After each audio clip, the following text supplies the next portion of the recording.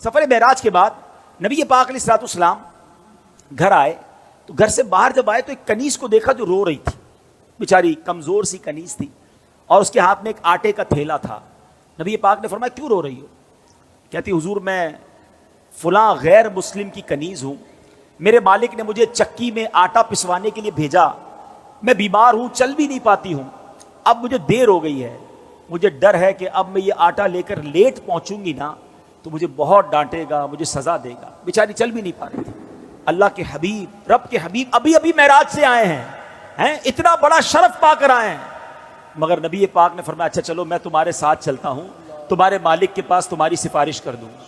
نبی پاک نے اس کنیز کا آٹے کا تھیلا اٹھا لیا، تھوڑی سی دیر رکتا ہوں، مجھے اور آپ کو کوئی بڑا مقام مل جائے تو اب غریب تو گئے نا، ان سے ملنے کی کیا ضرورت ہے؟ بھائی میرے تو تعلقات کدھر ہیں، میں تو فلاں پروگرام میں جاتا ہوں، مجھے تو ادھر بٹھایا جاتا ہے، میرا تعلق بڑے لوگوں سے، اب پرانے دوست غریب رشتہ دار ان کا کیا کرنا ہے؟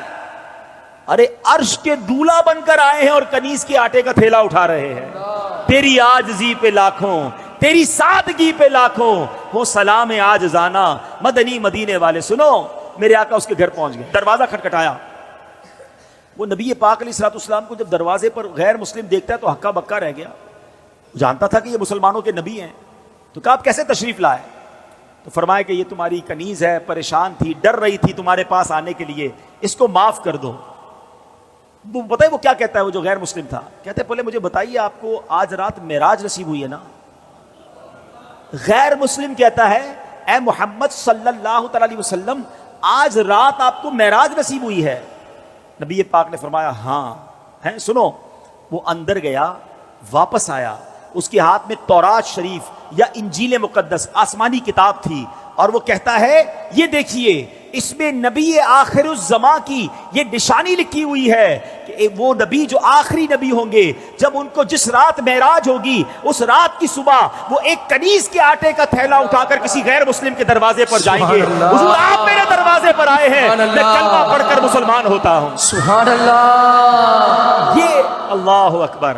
اب یہ میرے آقا کی شان ہے کہ نبی پاک کی اس معراج کا ذکر اور معراج کے بعد اس عاجزی کا ذکر بھی آسمانی کتابوں میں موجود ہے۔ ارے جن کے نصیب میں ماننا ہوتا ہے، جن کے مقدر میں ایمان لانا ہوتا ہے، جن کے مقدر میں عشق رسول ہوتا ہے، ان کو یہ سعادت ملتی ہے۔ بڑی پیاری بات شاعر کہتے ہیں، عقل والوں کے نصیبوں میں کہاں ذوق جنون۔ ہاں، ہر بات عقل سے نہیں تولی جاتی، ہر بات لاجک سے نہیں دیکھی جاتی۔ عقل والوں کے نصیبوں میں کہاں ذوق جنون، عشق والے ہیں جو ہر چیز لٹا دیتے ہیں۔ جیسے میری سرکار کے بولو ایسا نہیں کوئی، جیسے میرے سرکار کے ایسا نہیں کوئی۔